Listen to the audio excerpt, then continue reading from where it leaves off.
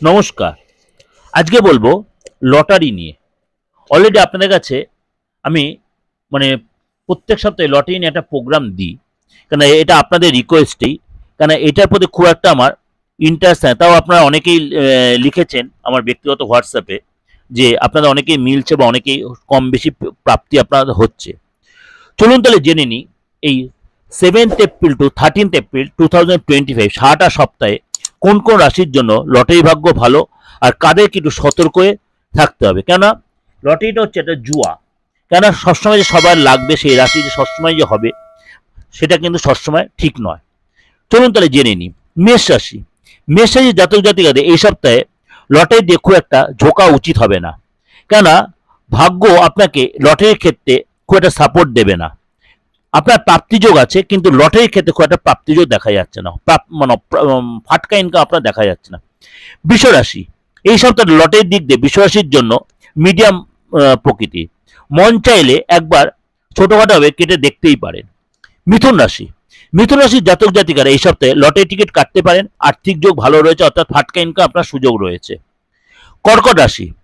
কর্কট রাশির জন্য এই সপ্তাহটা যথেষ্ট ভালো দেখা যাচ্ছে। ভাগ্য যাচাই করতে চাইলে আপনি লটারি টিকিট কেটে দেখতেই পারেন। সিংহ রাশি। সিংহ রাশির জাতক জাতিকারা এই সপ্তাহে শেষ ভাগে একবার চেষ্টা করে দেখতে পারেন। কন্যা রাশি। কন্যা রাশির জাতক জাতিকারা খুব বেশি অঙ্কে লটারি কাটতে যাবেন না, লাভের বদলে আপনার লোকসান হয়ে যেতে পারে। তুলা রাশি। তুলা রাশির জাতক জাতিকাদের জন্য এই সপ্তাহটা খুব একটা ভালো না লটারি কাটার দিকে বা লটারি প্রাপ্তির দিকে। লটারি থেকে এই সপ্তাহে আপনি যদি দূরে থাকেন বা ইনভেস্ট না করেন তাহলে খুব ভালো হবে। বৃশ্চিক রাশি। এই সপ্তাহে লটারির ভাগ্যটা মধ্যভাগটা আপনার জন্য ভালো রয়েছে, তবে শেষ ভাগে লটারি কাটতে যাবেন না, অর্থাৎ সপ্তাহের শেষ ভাগে লটারি টিকিট কাটতে যাবেন না বা ফাটকা কোনো চিন্তা ভাবনা করবেন না। ধনুরাশি। ধনুরাশির জন্য গোটা সপ্তাহটাই আপনার কিন্তু বেশ ভালো দেখা যাচ্ছে। সুযোগ হাতছাড়া না করাটাই ভালো হবে। আপনি একাধিকবার সুযোগটা কাজে লাগাতে পারেন, কিন্তু আপনাকে কিন্তু আমি কোনো ইনসিস্ট করছি না।